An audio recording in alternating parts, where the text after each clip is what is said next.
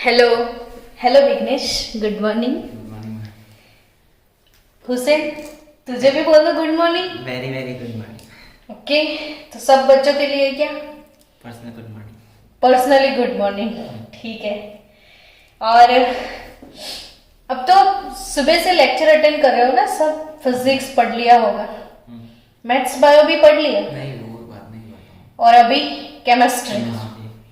और फ्रेश हो कि बस थके थके से हो? फ्रेश हो। चलो, तो मैं भी फ्रेश हो जाती हूँ। वैसे मैं कब से लेक्चर ले रही हूँ, हाँ, ये मेरा 4th लेक्चर है। लेकिन अगर मैं थक जाऊंगी, भारत देश का जो टीचर थक जाएगा, तो सारे बच्चे सो जाएंगे, तो मुझे तो थकना ही नहीं है।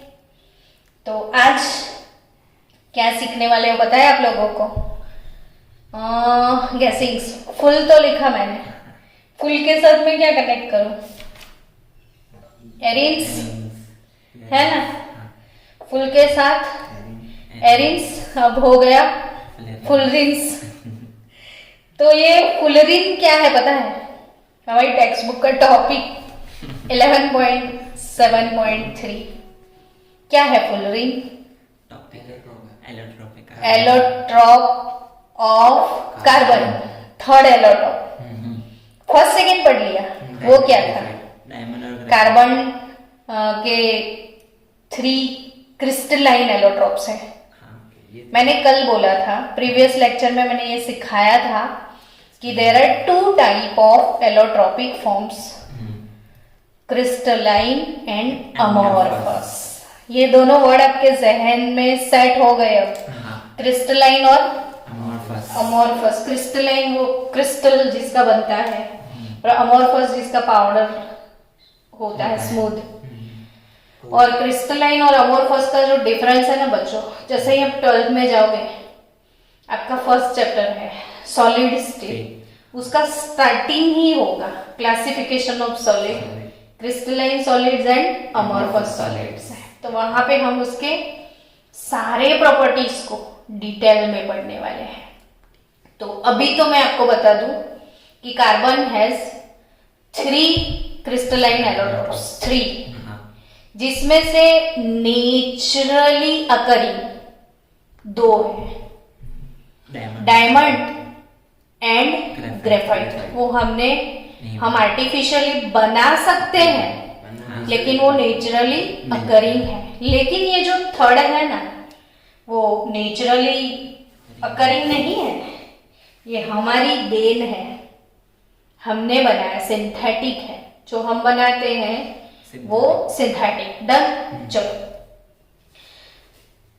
मैंने जैसे ही बोला ना कि ये हमने नहीं बनाया, सॉरी हमने बनाया, तभी तो एक चीज बोला, ये किसने बनाया है ना।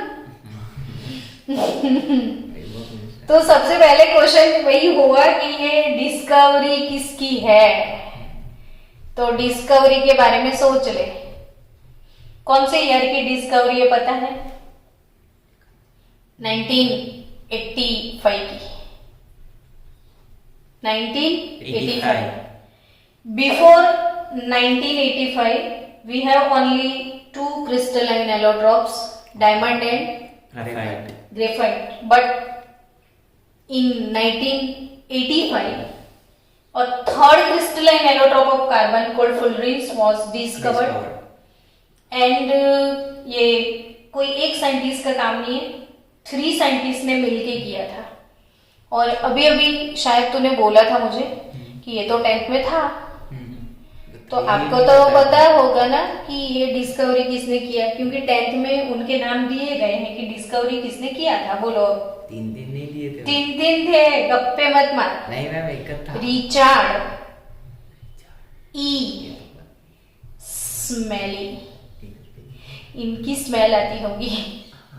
रिचार्ड ई स्मॉली, हम स्मेली नहीं बोलेंगे, इनको क्या बोलेंगे? स्मॉली। वो स्मॉल होंगे, पता नहीं। दूसरे RF कल, CURL, RF कल, रिचार्ड ई स्मॉली, RF कल ऑफ राइस यूनिवर्सिटी। ये इनकी यूनिवर्सिटी भी बहुत अच्छी है, राइस दाल का कॉम्बिनेशन। कौन सी यूनिवर्सिटी से है? Rice university, RE स्मॉली। तो और थर्ड कब से वही सोचेगी थर्ड कौन सा है? HW Kroto, HW Kroto. Harold C, Harold W Kroto, Harold नाम है इनका। तो University of Sussex Brighton UK से है और इन तीनों ने मिलके फुलरीन डिस्कवर किया 1985 में। बच्चों प्रिपरेशन की बात कर ले अब। तो कैसे प्रिपेयर किया होगा? तो प्रिपरेशन जो है, मैं पहले आपको पुरानी वाली प्रिपरेशन सिखा दूं कि कैसे बनता था फुलरीन। आपकी टेक्स्ट बुक में दिया हुआ है कि fullerene are made by the heating of graphite C, graphite उसको हीट करना है, लेकिन कैसे गर्म करोगे? बोलो। गैस के बर्नर पे, इलेक्ट्रिक आर्क। वो पता है इलेक्ट्रिक आर्क क्या होता है? अच्छा, आपने कभी मूवी देखा है ऐसे जो दो इलेक्ट्रोड्स होंगे, एनोड कैथोड, और इसको ऐसे टच करोगे तो क्या होगा? स्पार्क होगा, उसके अंदर हीट होता है। तो इलेक्ट्रिक आर्क से अब जो चीज नहीं पता होती है कि क्या है, तो उसे कौन सिखाएगा? गूगल देव। सबसे बड़ा देव कौन? तो आज लिखना इलेक्ट्रिक आर्क, तो वो भी मिल जाएगा आपको।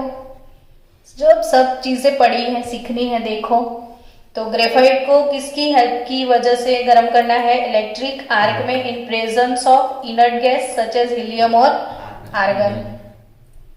तो हीलियम या आर्गन गैस में की प्रेजेंस में उसको गर्म करना है, यानी इनर्ट गैस होनी चाहिए। जो भी बल्ब रहेगा ना बड़ा वाला, कोई फ्लास्क लेके ही बनाएंगे, वो जो क्लोज वेसल है इसमें गैस भरना है, इनर्ट गैस। कौन सा? हीलियम और आर्गन। इलेक्ट्रिक आर्क देंगे किसको? ग्रेफाइट को, बेचारे को जलाएंगे, तो उसकी वजह से इसका वेपराइजेशन हो जाएगा। तो आपको क्या मिलेगा? वेपराइज्ड कार्बन मिलेगा। भाई ग्रेफाइट का वेपराइजेशन हो रहा है, यानी पूरे फ्लास्क में अब वेपर होगा सिर्फ किसका? ग्रेफाइट का। समझ गया। और इसका अब करेंगे हम कंडेंसेशन। क्या होता है कंडेंसेशन? कूल डाउन करना। कंडेंसेशन करेंगे ना तो फुलरीन सूट मिलेगी। सूट यानी जानते हो क्या? फुलरीन सूट, सूट यानी वो मैस जिसको बोलते हैं ना, ब्लैक ब्लैक सा। अच्छा, वो कुछ चीजों को अब जलाओ, तो ऐश नहीं, डार्क ब्लैक कलर का नहीं, जैसे कोई बर्तन को चूल्हे पे रखा हुआ देखा है, उसके पीछे वो ब्लैक ब्लैक सा। हाँ, इसे सूट बोलते हैं। तो फुलरीन सूट मिलेगी आपको, और जो फुलरीन सूट मिलेगी ना, तो इसमें होगा क्या? 60 कार्बन का एक bunch, C60, and in little amount C70 also. And उसको फिर सेपरेट करना होता है, और इन दोनों को सेपरेट करने का जो मेथड है ना, वो है क्रोमेटोग्राफिक मेथड। अब मुझे ये मत पूछना क्रोमेटोग्राफी क्या है, क्यों पता है? पीछे चैप्टर है। इसलिए अभी हम टाइम वेस्ट नहीं करेंगे, इसमें क्रोमेटोग्राफी मेथड है। और क्रोमेटोग्राफी कॉलम जो बनता है वो एल्यूमिना से बनता है, Al2O3, और उस कॉलम के अंदर से इसको पास आउट करके C60 को C70 से जुदा कर देंगे, यानी इसका सेपरेशन हो जाएगा। मेथड समझ लो पहले कैसे प्रिपेयर किया इन तीनों अंकल ने मिलके। ये स्मैली अंकल है या स्मॉली? छोटे से होंगे नहीं। रिचर्ड E स्मॉली, RF कल, कौन सी यूनिवर्सिटी से? और हैरोल्ड W क्रोटो, इन तीनों ने मिलके बनाया था ये third allotropic form of carbon 1985 में। और प्रिपरेशन कैसे किया? ग्रेफाइट को लिया, इलेक्ट्रिक उसको इलेक्ट्रिक आर्क में in presence of inert gases helium और नियॉन, और उसको बिचारे को जलाया, खूब जलाया, जल के वो तो वेपर बन गया। वेपराइज कार्बन का क्या किया? कंडेंसेशन। तुम लोग इमेजिन करना कि वेपर आई वेपर है ना, हो रहा है ना वेपर, वेपर को कंडेंस कर ले, यानी कंडेंस किया तो फुल रिंग शॉट मिला होगा। इसमें थोड़ा सा 70 है, बाकी मोस्ट ऑफ 60 है। अब इसको सेपरेट भी तो करना पड़े। ये रहा हमारा फुल रिंग, उसको क्रोमेटोग्राफिक मेथड से सेपरेट कर लिया। तो ये C60 यानी फुल रिंग बन गया बच्चों।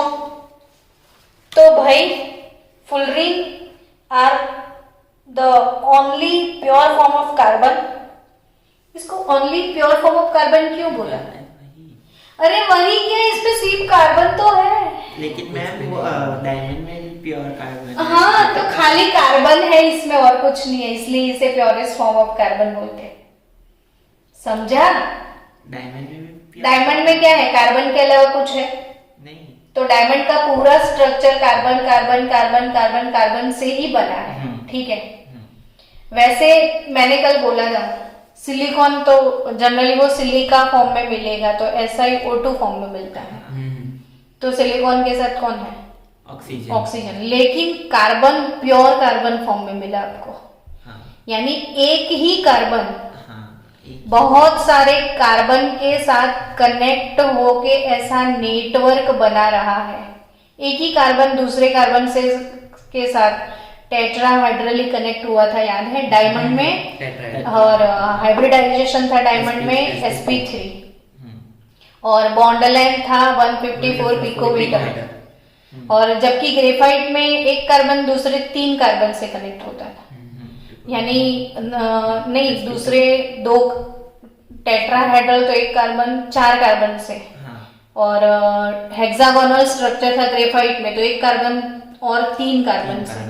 तो ग्रेफाइट में हाइब्रिडाइजेशन था sp2 और डायमंड में था sp3, और बट ग्रेफाइट में लेयर्स थे, तो वो सारे लेयर एक दूसरे के ऊपर स्लिपरी थे, तो they can slip. So slipping करने की वजह से, स्लिपरिंग होने की वजह से वो सॉफ्ट था, पर था तो कार्बन से, तो इसमें भी कार्बन ही तो है खाली, तो इसीलिए इसे प्योर फॉर्म ऑफ कार्बन बोलते हैं। समझे आप? तो fullerenes are only pure form of carbon because they have smooth structure, they have without dangling bonds. ये डैंगलिंग बॉन्ड क्या होते हैं? हिलते रहते हैं। डैंगलिंग बॉन्ड हिलते रहते हैं ऐसा नहीं, जैसे किसी कंपाउंड की बॉर्डर पे ऐसे फ्री वैलेंसी आती है ना, क्या आती है? Free valency. तो उसको ऐसे आप टच करो ना तो वो स्मूथ नहीं लगेगा, वो उसका रफ सरफेस होगा। तो ये डैंगलिंग बॉन्ड, अब आपको डैंगलिंग बॉन्ड बहुत अच्छे से, मतलब आपने सैंड देखा है, रेती, और रेती को जैसे आप टच करोगे ना तो वो दर आपको मजा ही नहीं आए कुछ। तो वो रेती का जो नेटवर्क सॉलिड है ना, रेती समझ रहे हो, रेती यानी सिलिका, सैंड।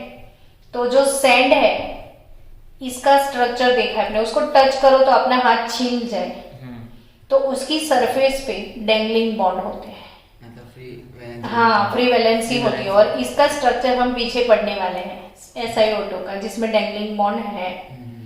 तो लास्ट में ऐसे ऐसे बॉन्ड मिलेंगे आपको, ये डैंगलिंग बॉन्ड, जिसकी वजह से उसका सरफेस स्मूदी नहीं होता। इसमें कोई डैंगलिंग बॉन्ड नहीं है, तो वो स्मूदी सरफेस है। Fullerene are cage like molecule. Cage like molecule में नो डैंगलिंग बॉन्ड्स, ठीक है ना? फुल रिंग में नो डैंगलिंग बॉन्ड। इसका सरफेस कैसा है?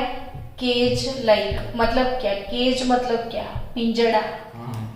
तो केज लाइक स्ट्रक्चर, ये देखो टेक्स्ट बुक में है ये स्ट्रक्चर, ये केज लाइक स्ट्रक्चर है ना, जैसे पिंजरे में कोई किसी को डाल दो। और ऐसा ये जो स्ट्रक्चर है ना, इसका स्ट्रक्चर सॉकर बॉल जैसा है, फुटबॉल जैसा है, सॉकर बॉल या फुटबॉल जैसा स्ट्रक्चर है ये।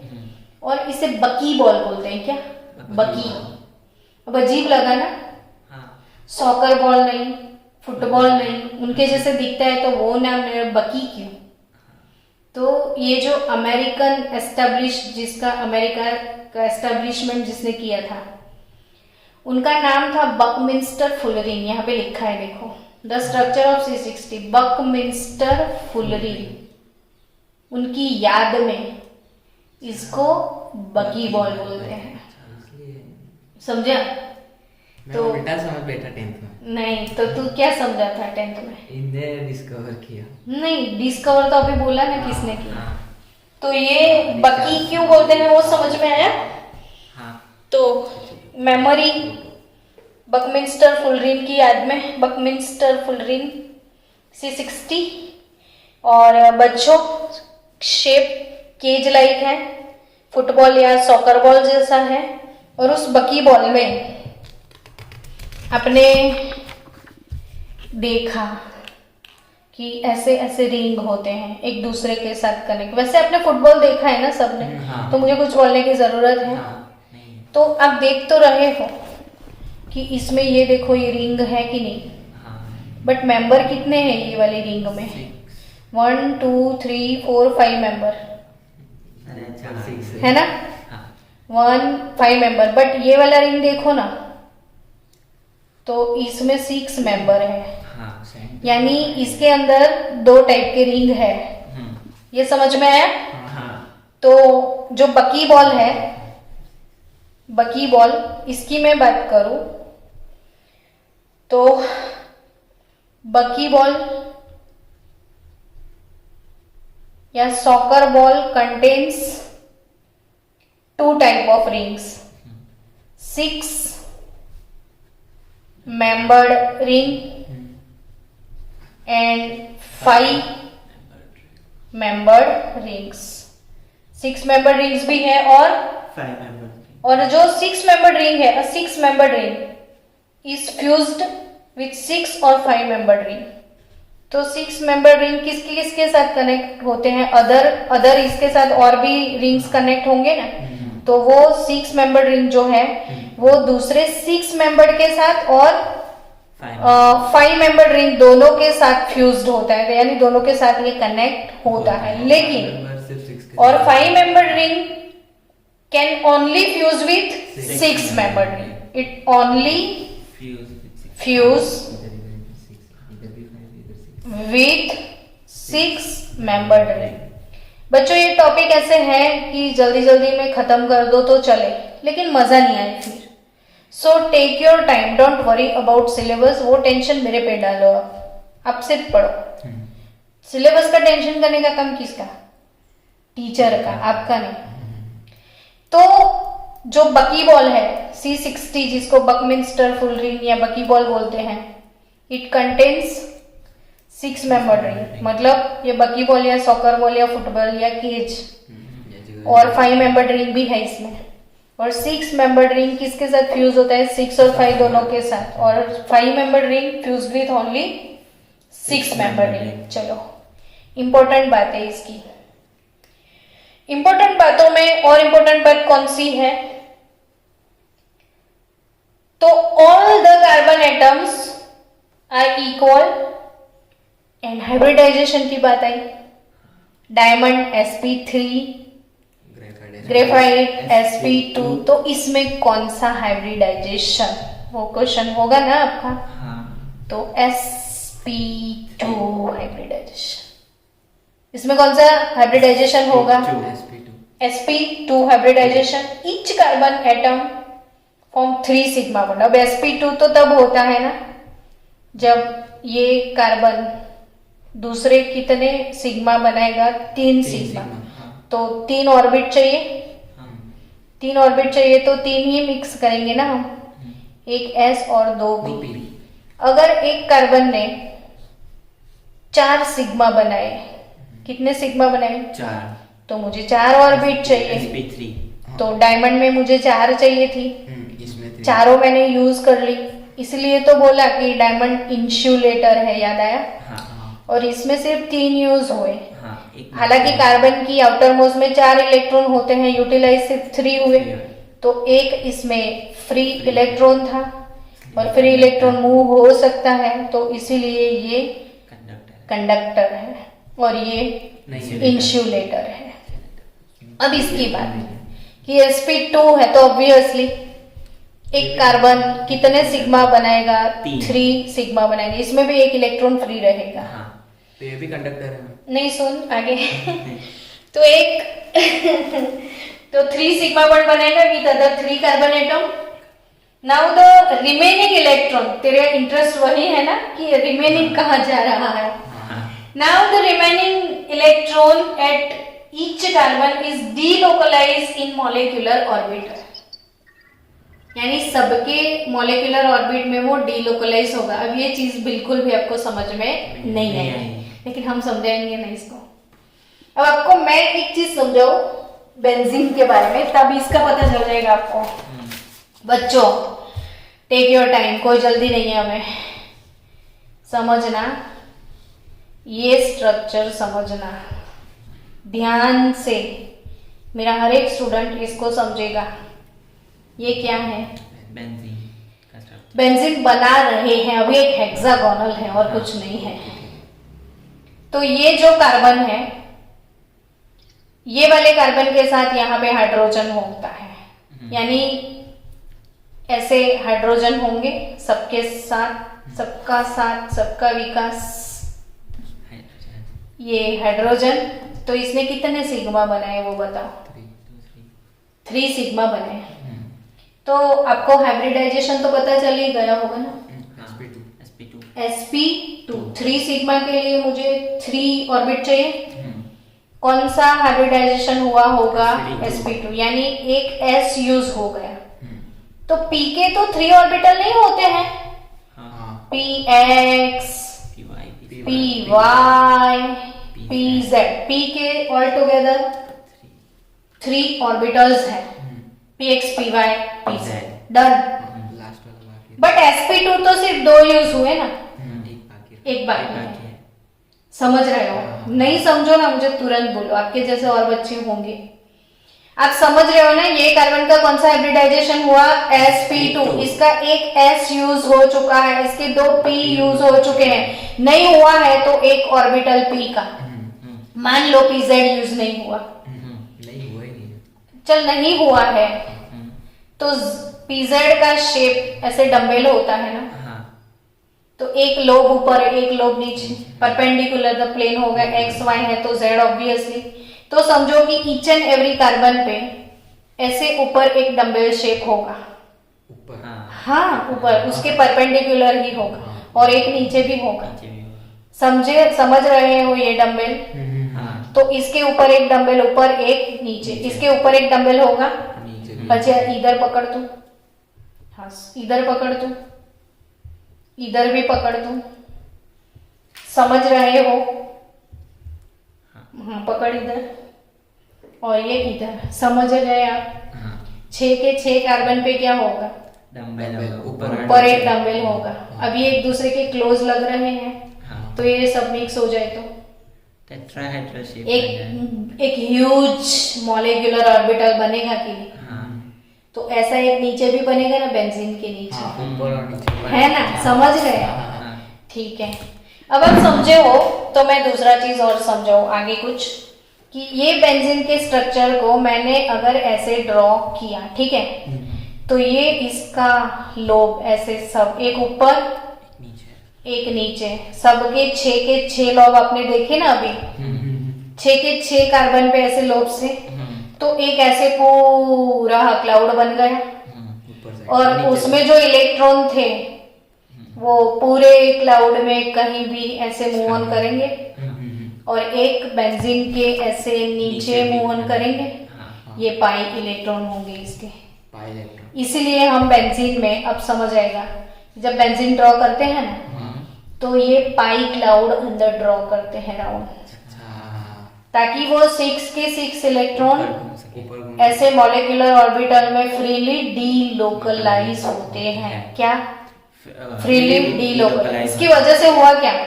तो सब कार्बन को समान आशीर्वाद मिला ना, सारे कार्बन इक्वल हो गए, सबकी क्वालिटी इक्वल हो गई। इसे बोलते हैं एरोमेटिक कैरेक्टर। Aromatic character. अब समझ में आया? अब फुलरीन में भी तो यही हाल है ना, है ना? देखो 6 बॉन्ड और 5 ये सबके ऐसे ऑर्बिट होंगे, ऐसे ऑर्बिट होंगे ना सबके ऊपर, और सब मिक्स हो जाएगा और ह्यूज क्लाउड बनेगा। और वो तीसरा जो बचा ना इलेक्ट्रॉन, तो कब से पूछ रहा था, वो तीसरा किधर गया? वो अंदर डिलोकलाइज होगा, यानी सारे कार्बन की क्वालिटी इक्वल हो जाएगी, इसलिए ये एरोमेटिक है। तो ये नीट जी का क्वेश्चन बन जाएगा कि कार्बन का कौन सा एलोट्रोप एरोमेटिक है, तो फुलरीन्स। और तीसरा इलेक्ट्रॉन ने इसको एरोमेटिक बना दिया। और हाइब्रिडाइजेशन कौन सा? sp2। तो अब अच्छे से समझ में है। अब पूरा सेंटेंस टेक्स्ट बुक का पढ़ो कि भाई all the carbon atoms are equal. Sentence समझ में आ गया? All the carbon atoms are equal and they undergo sp2 hybridization. Each carbon atom forms 3 sigma bond with other 3 carbon atom, and the remaining electron at each carbon is delocalized in molecular orbital. Huge molecular orbital के ऊपर delocalize होता रहेगा, and which in turns to give aromatic character. Done ना? तो aromatic character मिल गया इसको। This ball shaped molecule has 60 vertices and each one is occupied by one carbon atom. It also contains both single and double bond with carbon-carbon distance of 143.5 picometer and 138.3 picometer. अब मैं समझा दूं फिर से, paper किधर गया अपना, कि भाई ये बेंजीन की मैं बात कर रही हूँ अभी, जिसमें मैंने आपको एरोमेटिक कैरेक्टर एक्सप्लेन किया था। तो बेंजीन में ऐसे ऑल्टरनेटिव 3 पाई बॉन्ड है जो मिक्स होके डिलोकलाइज होते, तो इसलिए हमने इसको सर्कल में ऐसे कन्वर्ट कर दिया था, क्योंकि कभी इधर तो कभी इधर तो कभी इधर, हर जगह मुआ, उसे ही बोलते हैं हम एरोमेटिक कैरेक्टर। लेकिन एक्चुअली देखा जाए तो इसमें 3 सिंगल 3 डबल है कि नहीं? हाँ या ना? समझ रहे हो कि नहीं? अब जो ये सिंगल बॉन्ड है ऑब्वियसली 154 पिकोमीटर के होने चाहिए। अब ये डबल बॉन्ड है तो 134 पिकोमीटर के होने चाहिए। प्रज्ञा मैम ने ऐसा 2 दिन पहले कुछ बोला कि आपको याद रखना है। सिंगल यानी 154, डबल यानी 134 और ट्रिपल यानी 120। अभी इसमें डबल भी है, सिंगल भी है, तो डबल की और सिंगल की दोनों की लेंथ आपको याद रखनी है। याद आ गया? डायमंड में समझाया था, डायमंड में कार्बन कार्बन बॉन्ड लेंथ था 154 पिकोमीटर। हालांकि ग्रेफाइट में कार्बन कार्बन बॉन्ड लेंथ कितना था? डबल बॉन्ड था sp2 हाइब्रिडाइज, तो 141.5 पिकोमीटर। ये ग्रेफाइट की बात मैं कर रही हूँ। अब फुलरीन की बात आई, तो फुलरीन में डबल बॉन्ड और सिंगल बॉन्ड दोनों हैं, तो उसके जो सिंगल है वो 1 नहीं, सिंगल लंबे होते हैं बेटा, 143.4 पिकोमीटर और डबल थोड़े छोटे होते हैं और वो है 138.3 पिकोमीटर। ये चीज भूल गया है तो बाकी सब बच्चे भी भूल गए होंगे, मैं याद करवा दूं। ये इसका बॉन्ड ऑर्डर 1, ये इसका बॉन्ड ऑर्डर 2 और इसका बॉन्ड ऑर्डर 3। मेरे पिक्चर से कुछ समझ में आया? कि बॉन्ड ऑर्डर अगर इंक्रीज होता है तो बॉन्ड लेंथ डिक्रीज होता है, यानी सिंगल लंबा होगा तो डबल तो छोटा हो जाएगा और ट्रिपल हाँ तो 154 है, ये 134 है और ये 120। मुझे जब भी चांस मिलता है ना मैं लिख देती हूँ ताकि आपका याद हो जाए, ठीक है? चलो, तो ये 143.5 पिकोमीटर और ये 138.3 पिकोमीटर, ये किसकी? फुलरीन की, डबल या single? Okay, now it is very important to know that graphite, अच्छा कार्बन के नेचुरली अकरिंग कितने एलोट्रॉप्स हैं? Naturally occurring 2। एक है डायमंड, डायमंड, दूसरा है ग्रेफाइट। तो दोनों में से स्टेबल कौन है? ये थर्मोडायनेमिक चैप्टर जो है ना, इसमें ये चीज हम पढ़ेंगे कि स्टैंडर्ड फॉर्म, क्या स्टैंडर्ड फॉर्म, कोई भी एलिमेंट का स्टैंडर्ड फॉर्म। तो कार्बन के जो एलोट्रॉप्स हैं, 2 एलोट्रॉप्स हैं, इसमें से जिसका कंबशन एंथैल्पी कम हो उसे स्टेबल फॉर्म बोला जाता है। और आपको याद रखना है कि कार्बन का स्टैंडर्ड फॉर्म या स्टेबल फॉर्म हम किसको कंसीडर करते हैं? ग्रेफाइट को। ये नीट जी के लिए इंपॉर्टेंट है, ये आप थर्मोडायनामिक में वैसे भी पढ़ोगे, इसलिए इसमें हम ज्यादा डिटेल में नहीं जाएंगे। तो ये पूरा टॉपिक इसकी एंथैल्पी के साथ आपको थर्मोडायनेमिक में आएगा। तो मेरे पास रेडी है, अगर आपको देखना है तो मैं वीडियो सेंड कर सकती हूँ। तो एक कार्बन के 2 फॉर्म हैं, डायमंड और इसमें से स्टेबल कौन? ग्रेफाइट। समझ गए? क्योंकि हाँ, उसकी जो फॉर्मेशन एंथैल्पी है ना ग्रेफाइट की, फॉर्मेशन एंथैल्पी जो स्टैंडर्ड फॉर्म होता है ना, स्टैंडर्ड फॉर्म, इसकी फॉर्मेशन एंथैल्पी, अब आपको पता है एंथैल्पी यानी एच, फॉर्मेशन का एफ, तो हमेशा 0 कंसीडर करते हैं। जो भी स्टेबल फॉर्म होता है ना, वो स्टेबल फॉर्म की एंथैल्पी हमेशा 0 होती है। डन? इसकी कितनी है स्टैंडर्ड फॉर्म की एंथैल्पी? 0। समझ गए? तो ऐसे ही formation values of diamond and fullerene, तो डायमंड की कितनी कंसीडर करते हैं? 1.90 kilo joule per mole. Formation enthalpy of diamond क्या? 1.90 किलो जूल पर मोल। और फॉर्मेशन एंथैल्पी ऑफ फुलरीन वो होता है 38.1 किलो जूल पर मोल। आपको फॉर्मेशन एंथैल्पी यानी उसके फॉर्मेशन के लिए जो एनर्जी चाहिए उसे क्या बोलते हैं? नाम से ही पता चल जाए, फॉर्मेशन एंथैल्पी यानी enthalpy required for formation of diamond, वो 1.90 किलो जूल पर मोल इतना चाहिए। और formation enthalpy of fullerene 38.1 kilo joule per mole. कोई बात नहीं। तो ग्रेफाइट का समझ में आ गया? ये स्टैंडर्ड फॉर्म है, और स्टैंडर्ड फॉर्म बनाना नहीं पड़ता है, अपने आप नेचर में बना हुआ होता है, इसलिए इसकी फॉर्मेशन एंथैल्पी को हम 0। ये IMP फॉर नीट जी, ठीक है? फिर मुझे बोलना मत कि आपने सिखाया नहीं, मैंने अलार्म बजाया है, ये मेरा अलार्म सुन लेना ताकि आपको याद हो जाए, ठीक है? तो ये दोनों के बॉन्ड लेंथ, सिंगल वाला इतना, डबल वाला इतना, इसमें sp2 हाइब्रिडाइजेशन है। फिर इसमें एरोमेटिक कैरेक्टर है, क्योंकि वो तीसरा इलेक्ट्रॉन एक ह्यूज मॉलिक्यूलर ऑर्बिट में डीलोकलाइज होता है, सबको समान आशीर्वाद देता है, तभी सभी कार्बन इक्वल है क्वालिटी वाइज, इसीलिए इसमें एरोमेटिक कैरेक्टर है। और ये जो कार्बन, इसके जो नेचुरली अकरिंग एलोट्रॉप्स है, इसमें सबसे स्टेबल कौन है? सो इसका standard form 0, standard form graphite. So standard form की फॉर्मेशन एंथैल्पी 0 और डायमंड की और फुलरीन की इतनी है। तो आई थिंक आप समझ गए। अब बचा क्या? तो आप बोलोगे कि क्रिस्टलाइन सिखा दिए, तो बचे एमोर्फस। तो कार्बन के जो एमोर्फस जो भी है एलोट्रॉप्स, वो कौन से हैं? तो हाँ, कार्बन में कार्बन ब्लैक, यानी आंखों में जो काजल है वो ब्लैक इंक भी बनता है ना, वो कार्बन ब्लैक नहीं, अपने वो पेपर के नीचे लिखो तो कॉपी निकलता है सीधा, कार्बन पेपर, इसे कार्बन पेपर बोलते हैं। और कोक, फिर चारकोल, क्या?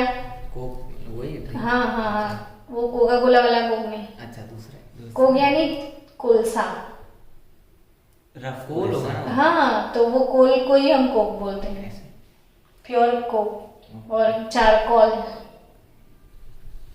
आया समझ में? Are all impure form of graphite, are all impure forms of graphite और फुलरिन। तो ये सब कार्बन के क्या है भाई? एमोर्फस। और चारकोल एंड कॉक कैसे मिलता है? तो बाय हीटिंग वुड और call respectively at high temperature in absence of air, तो हमें मिलता है कॉक। चारकोल से, चारकोल को एयर की एब्सेंस में गर्म करो, इसको बोलते हैं डिस्ट्रक्टिव डिस्टिलेशन। और कॉक, कोल्टार और कोल गैस मिलते हैं, कहीं 10th में आपने सुना होगा। 10th में एक्सपेरिमेंट था मिनरल कॉल का डिस्ट्रक्टिव डिस्टिलेशन। और मिनरल कॉल को इन डिस्ट्रक्टिव डिस्टिलेशन यानी इन एब्सेंस ऑफ एयर उसको गर्म करो, तो उसमें से कॉक, कोल्टार और कोल गैस मिलता है। क्या? कॉक, कोल्टार और कोल गैस। तो ऐसे ही कॉक बनता है। तो ओवरऑल इसके एलोट्रॉप्स वाला टॉपिक खत्म हो गया। अब बचा क्या? तो यूजेस ऑफ कार्बन। तो यूजेस ऑफ कार्बन खत्म ही कर लेते हैं ना भाई टॉपिक। चलो लाइट गई है तो मीटिंग तो एंड हो गई। अब सीख लेते हैं हम यूजेस ऑफ कार्बन। आप बोलते जाओ, हम सिखाते जाएं। तो कार्बन कहाँ यूज होता है? Each and everywhere. कुछ बिना कार्बन का होता है क्या जो इसके यूजेस जैसे टॉपिक भी डालते हैं ये लोग? तो ग्रेफाइट फाइबर, सबसे पहला मैं क्या बात करूं? Graphite fibre. तो ग्रेफाइट फाइबर जो भी है वो graphite fibres used in plastic material from high strength। Graphite के fibres plastic material, plastic high strength वाला, हाई टेंसाइल स्ट्रेंथ वाला जो प्लास्टिक बनता है इसमें ग्रेफाइट के फाइबर्स यूज होते हैं। दूसरा, वैसे देखे तो मैम प्लास्टिक भी कार्बन का ही है ना, हाइड्रोकार्बन, पॉलीमर, पॉलीथीन। हाँ। चलो, the composite are used in products such as tennis racket, fishing rods, aircraft and canoes। canoes तो मुझे भी नहीं पता है क्या है, आप थोड़ा देख लेना नेट पे। लेकिन जो प्लास्टिक होता है ना पॉलीमर, इसमें ग्रेफाइट के फाइबर्स डाल दो तो उसकी वजह से जो मटेरियल बनता है उसकी टेंसाइल स्ट्रेंथ बहुत अच्छी होती है। और ऐसे फाइबर हम किस चीज में यूज करते हैं? तो ये जो मैंने बोला कि टेनिस रैकेट बनते हैं, फिशिंग रॉड्स बनते हैं, इसमें से एयरक्राफ्ट के पार्ट्स बनते हैं। ठीक है। नेक्स्ट है being good conductor, graphite is used for electrodes in batteries. तो कल सीखा था ना कि graphite is a good conductor of electricity. तो हमारे घर में वो नहीं, रिमोट में जो बैटरी यूज होता है, रिमोट में नहीं, हम वो सेल डालते हैं, फिर टॉयज में डालते हैं, क्लॉक में डालते हैं। तो सेल तो हम बहुत जगह यूज करते हैं, वो बैटरी जिसे ड्राई सेल बोलते हैं। और वो ड्राई सेल में जो अंदर इलेक्ट्रोड होता है वो ग्रेफाइट का होता है। अब पढ़ोगे 12th में कि ये सेल होता है ना, और सेल के ऊपर आपने देखा होगा कि ऐसे स्टील का एक ढक्कन रहता है थोड़ा, और वो स्टील का ढक्कन है, उसके नीचे एक रॉड होता है, हाँ वही ग्रेफाइट का रॉड होता है। तो सारे इलेक्ट्रोड बनाने में ग्रेफाइट यूज होता है। ठीक है, यानी बैटरीज में यूज होता है। क्रूसिबल भी बनते हैं, वो भी मैंने कल बोला था कि अब क्रूसिबल क्या होते हैं वो देख लेना नेट पे। इतना सा बाउल होता है जिसमें सारे सब्सटेंस को गर्म किया जाता है। तो crucible. Then being highly porous, activated charcoal is used in absorbing poisonous gases. Charcoal की बात करी है, चारकोल जानते हो ना? तो चारकोल हाईली पोरस मतलब इनके अंदर बहुत छोटे छोटे पोर्स होते हैं, है ना? तो उसकी वजह से चारकोल, पता है कि ये सारी चीजें अपने अंदर एब्जॉर्ब करता है।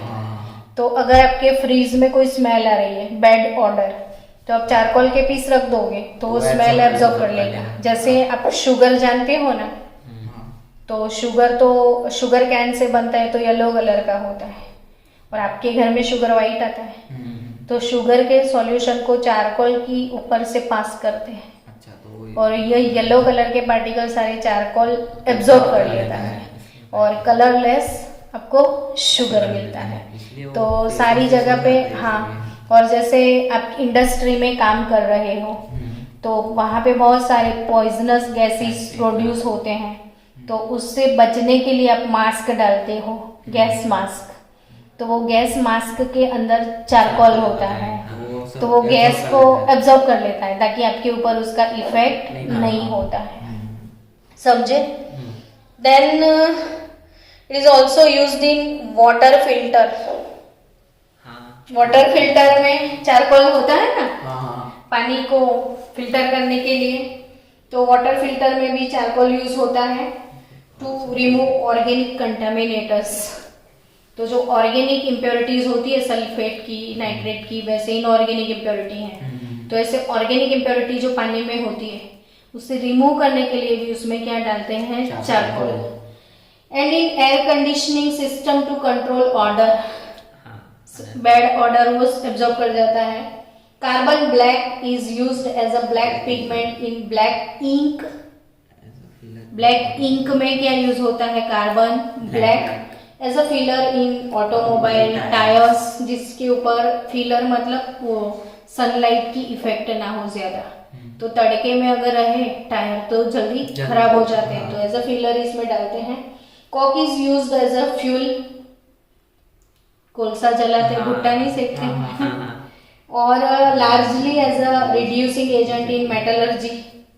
मेटलर्जी वाला मैंने सिखाया था कार्बन मोनोक्साइड में कि जिंक ऑक्साइड है, आपने कॉक डाल दिया, CO को लेके चला जाएगा तो वो रिड्यूस हो जाए। तो मेटलर्जी में यानी मेटल एक्सट्रैक्शन में कॉक यूज होता है ना। और डायमंड तो पता है ना, प्रेशियस स्टोन है, ज्वेलरी में यूज होता है। एंड डायमंड की जो प्योरिटी लेवल है उसे कैरेट में मेजर करते हैं, तो 1 कैरेट यानी 200 मिलीग्राम है ना। 20 कैरेट डायमंड है, इसका मतलब कितना मिलीग्राम है, समझ में आ गया। तो 1 कैरेट डायमंड यानी 200 मिलीग्राम। तो I think everything is done now, पीछे वाला पोर्शन। चलो मिलते हैं